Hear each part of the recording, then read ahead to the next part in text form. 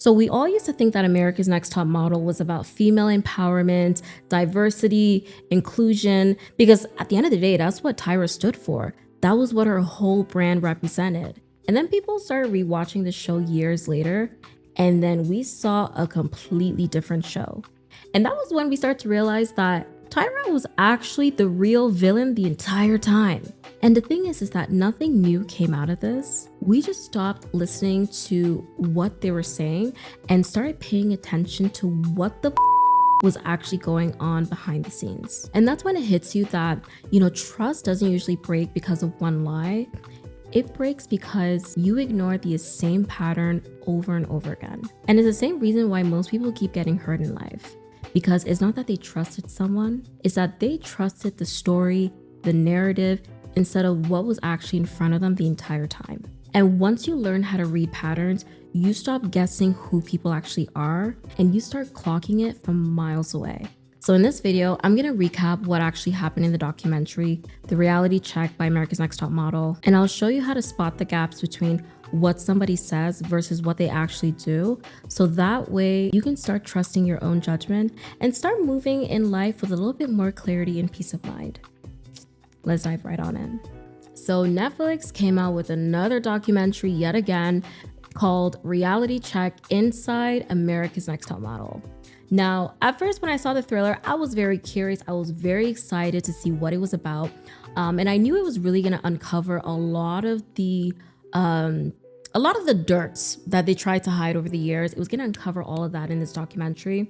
And the thing is that for me, I grew up watching this show. Like, at one point in my life, Tyra Banks was actually like a model for me. So I felt it was so nostalgic watching this documentary, watching old seasons and models that I loved growing up. So I'm just gonna level set for everyone, just so we're all on the same page. Some of you may have watched a documentary, some of you watching may not know what's going on. So I just want to make sure that we're all on the same page. So the documentary starts off by, Tyra Banks explaining how, 2020 really made people binge America's Next Top Model because of the pandemic. And with the current generation rewatching the show, it really shed a light to all the mistreatment that happened. And you have to understand that this show was filmed from 2003, and I think it had like 25 seasons up until like 2018. So the era and life in the early 2000s, it was a whole different world where being thin and white and blonde and skinny, that was like the standard of beauty. So if you didn't really look like that, it was very easy to get bullied on. It was very easy to think that you weren't beautiful because that was what they were pushing in the media. And when Tyra Banks stepped on the scene, Tyra is this chocolate, curvy, beautiful model with hips and curves. So she was a representation for a lot of people that didn't have that thin white aesthetic. And like in the 90s and 2000s, like there wasn't a lot of, Black models out there. And if they were, even if they were the best, they were still getting paid less than the other models that weren't Black. So all of this sort of inspired Tyra to create a show. And in her own words in the documentary, she said she wanted to show that beauty isn't just one thing and really fight against the whole entire modeling industry. So she started pitching it to networks, and at first a lot of networks didn't want to pick up the show because of the negative stereotypes that involved models and in that industry as a whole, until finally the last resort, this network called UPN, I think it was UPN that ended up picking up the show, and that was how the show became what it was at the time. And the prize package is that these models, like maybe let's say 10 or 20 of them, they would all be in a house. They would be going through challenges week by week that's going to prep them for the real modeling world. So that way, at the final stage, only the best wins, and they get a cover story, they get money, and they get signed to an agency. So that was like a boost package that was really going to propel them into success, or so we thought. Now, it's safe to say that these girls from cycle 1 or season 1 had no idea what they were getting themselves into. Like, even from the get-go, there was one girl in season 1, her name was Ebony, and the edit that she got in that show, they painted her to be undesirable, to be aggressive. Tyra herself said that she had ashy skin. Judges were saying that her pictures were like the hardest to retouch because of her color, and she was painted as very difficult to work with. And there were other girls too that went through like several bad edits on the show, and these girls went through like pretty much humiliation rituals week by week with these challenges. Like some of these challenges were very, very questionable, and because of the bad edit, some of the girls on the show, post the show, it impacted their ability to get work because of how they were portrayed. So companies didn't want to work with them, agencies didn't want to sign them, so they ended up just shooting themselves in the foot. So although it was bad for some of the girls, the show itself was a huge success. And I think after like season 1, it got picked up for another season, and that's how it ended up running for a total of 25 seasons. And season after season, that's when you really start to see all the toxic BS that was happening. So you saw models getting weighed in. People that were like over 110 pounds were considered fat and needed to lose weight. And a lot of these girls ended up having an eating disorder because of how their image was always under scrutiny by the judges and by the overall public. And one thing to notice that these girls, they came from broken homes. So some of the girls weren't getting validation from their home, and they go on these shows trying to seek validation in that environment, to the point where the TV producers would take advantage of that. So they would use the girls, their fears, and turn it into a challenge just so they can produce good content at the end of the day. And one thing I always say is that when you're in a very vulnerable position, when you come from a very vulnerable background and you come from brokenness, that is the easiest way for someone or a company or whoever to manipulate you. And it's a lot easier to control people when they're in that fragile and vulnerable state. That's why the show was such a success. They were rewarded and applauded for the girls putting their health, their mental health, their physical health at risk. You had people that were under eating. They weren't drinking enough water. They weren't taking their forget vitamins and nutrients. They were overworked. And there was even a case where there was a sexual assault that happened. I think it was season 2 of the show. And the worst part of it, her name was Shandi. The worst part of the situation was that all of this was filmed on camera. Like the amount of things that they got away with, looking back at it, was actually insane. And I just wanted to paint the picture just so you know like how real toxic the environment was. And you might be sitting there thinking, well, how can they let this happen? Why was this shown on TV? But at the end of the day, this was a TV show before it was ever a modeling show. And because of how much success they had early on, season after season, there was this pressure to always surpass what they did in the previous season. So always one up it. So that way they still stay relevant, they still stay popular, the show still stays number 1. So there's a lot of pressure to constantly reinvent the wheel, grow the audience, and they really needed to push the limit on reality TV. And one thing that was always repeated in this documentary was that the show was just a reflection of the times. So as you sit down and you start to self-reflect, that's when you really start to realize that Tyra Banks experienced the exact same mistreatment in the modeling world. So getting paid less, people misjudging her, people picking on her because of her weight. Like she was affected by the industry, this monster of a machine. And I just want to highlight that the same rules that was used to judge Tyra Banks was she was an up-and-coming model, was the exact same rules she used to then judge the models that were on her show. So she was perpetuating the exact same thing. And I do believe her intentions were pure in the beginning. Like she genuinely believed that, you know, she was this whole show was really going to help the modeling industry reshape how people think and provide empowerment, opportunity, and protection for young models. But the irony of this all is that she became the exact same monster to these girls that she experienced herself. So the environment on the show that she created resembled the exact same environment in the actual modeling industry that she was trying to fight against.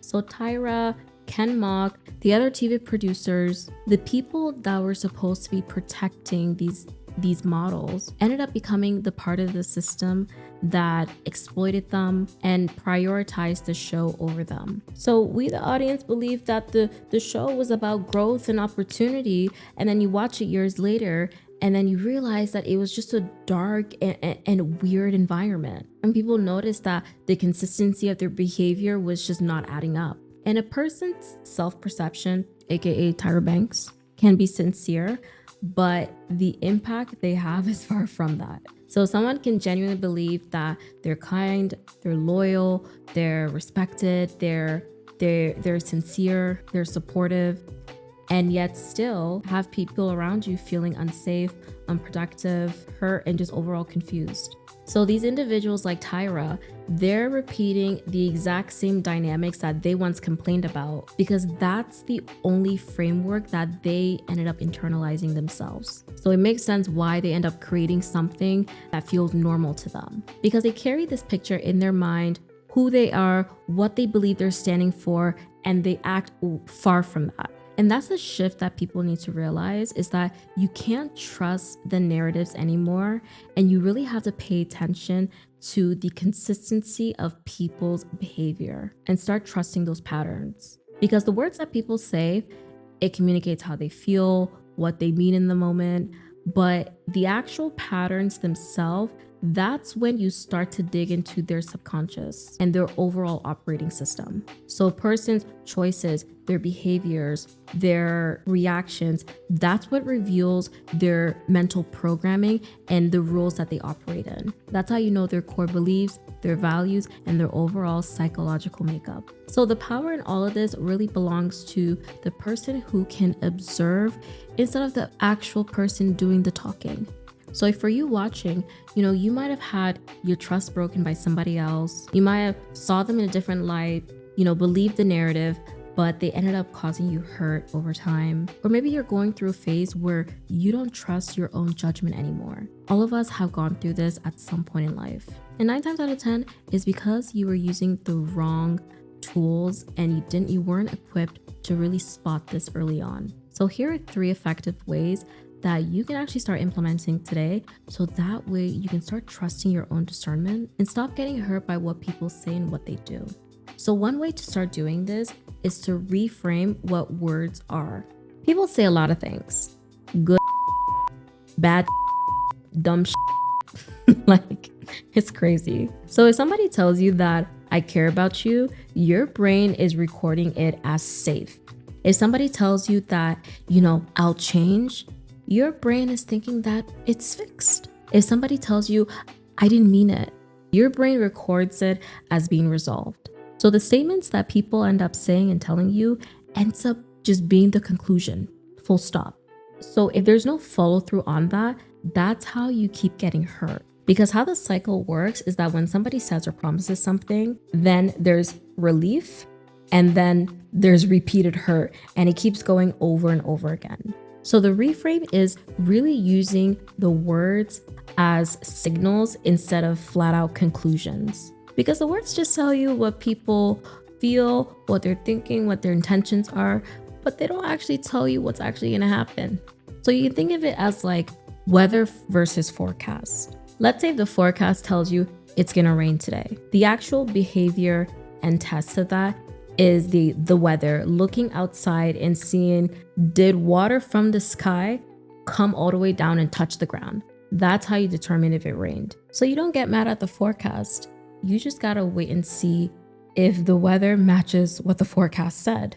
So instead of emotionally accepting or rejecting what somebody tells you, just keep it as like a mental note in your brain. So you don't end up doubting them, but you're just waiting to confirm and seeing what the reality actually says. So the words and the promises that people say moves from being the truth, and you start using it as information that you got to verify over time. So the new cycle becomes promise, observation, and then you confirm if there is a confirmation or a contradiction, which is actually how you end up breaking that negative cycle.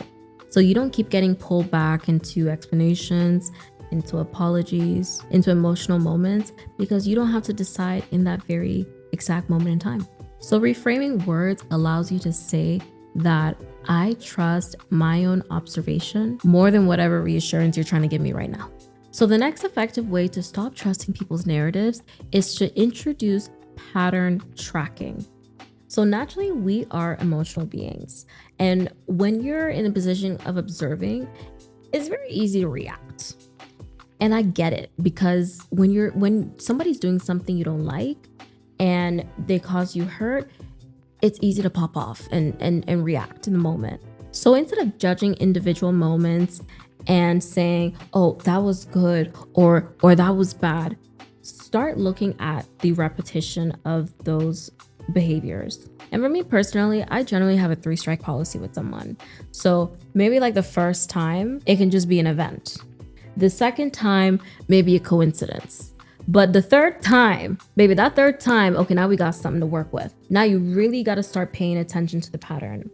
And the thing is that some may think that 3-strike policy may be too gracious, maybe too generous, but consistency across different boards matters way more than that intensity in that single moment. Because anybody can show up in a big lavish way when they're feeling great, but you really want to know, how is this person on like a random Tuesday after work?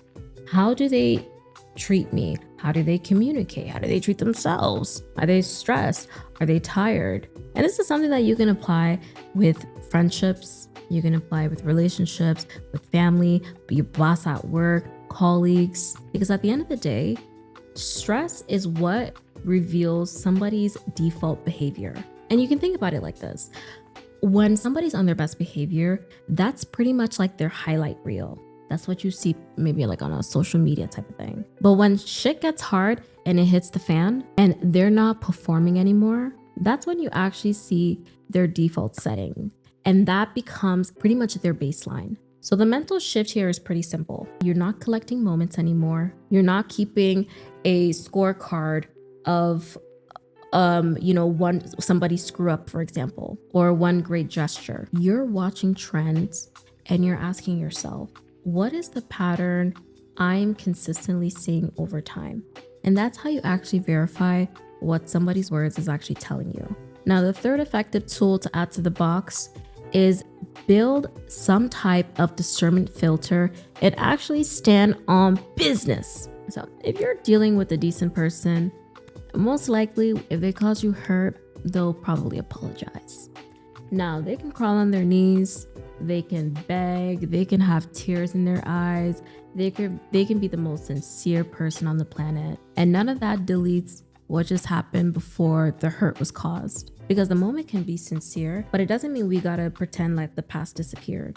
So when they explain themselves, it tells you why something happened, which is useful information to understand the struggles, the context, the intentions. But understanding the why doesn't mean that they won't do it again. So two things can be true at the same time. You can tell yourself that I understand why this happened, and at the same time, I need to see if anything actually changes. So it's at this moment that you're gonna let the patterns rebuild the trust again, instead of just relying on the apologies. And the only way this is done is that you consistently build trust by doing the right things over a repeated period of time and being consistent with it. And this is you doing it even if it's hard, even if nobody's watching, even if after you've had a really tough and emotional conversation. Because the words start the conversation, but it's the behavior that ends up finishing it. And you don't have to justify why you're waiting to see changes instead of automatically believing it like presto, because your discernment is not up for debate for anybody. And some may think it's harsh. Some may think that, you're holding a grudge, but that's not the case. That is you simply setting your standard in all of this. And when you operate this way, you stop being reactive to people, and you start being a lot more selective with how you move. So instead of being pulled into other people's BS and their emotional storms, you become a lot more intentional. Instead of being desperate for what they say to be true, you're then patient enough to let their behaviors, reveal itself over time. And that's you standing on business. And if you need to cut them out of your life to maintain some type of peace in all of this, because you don't feel emotionally or psychologically safe anymore, then feel free to do so, because that's also you standing on business. No need to feel ashamed in this whole process. Okay, so now that the cat's out of the bag with America's Next Top Model and everything has been exposed, do you think there's going to be a season 25? And in my personal opinion, if Tyra Banks were to return with another season, man, she would have to clean up her image because the narrative has been broken. You know, she has to go on an apology tour, you know, take accountability for what happened, talk about her wrongdoings, because she clearly failed to do that in the documentary. And she also has to really set a new standard for, you know, the modeling industry, the environment she wants to create, and what she wants to represent to that industry and to us watching, and also follow through with that action as well. Now, would that actually happen? Probably not. I wouldn't put it past her. That's just me being honest. But hindsight in all of this, we stopped listening to the stories and the narratives being told to us, and we started paying attention to the patterns behind the scenes that we may have missed before. And once you see this shift, it's really hard to all of a sudden unsee it. And it doesn't just go for reality TV. This can go for relationships, business, family relationships, like pretty much in any aspect in your life. Because the truth is, most people don't get hurt because somebody fooled them overnight. They get hurt because deep down, they noticed things, but they kept giving the narrative another chance. So by using those methods that I taught you earlier about reframing what words are, pattern tracking, and having some type of discernment filter so that way you can stand on business, you're no longer reacting to moments. You're not watching trends. You're tracking consistency and letting reality, not hope, not fear, not guilt, tell you exactly who you're actually dealing with. And Omar Navarro from Ozark said it best. I don't trust you. I trust my opinion of you. You've trusted me so far. I don't trust you. I trust my opinion of you. Low-key, that bar actually really hit. Now, if you're still watching, comment down below, what is the biggest narrative that fell apart that you've noticed so far this year? And this can be anywhere across media, politics, social media, relationships, culture. We're only like a few months in 2026, and we've already seen a lot of stories come out, from like the Epstein files to documentaries, exposés. Like, people's narratives are falling apart. And a lot of things that we once accepted at face value, we're no longer taking that anymore. Because honestly, people aren't just listening, they are watching you like a hawk. So I would love to get your take on it.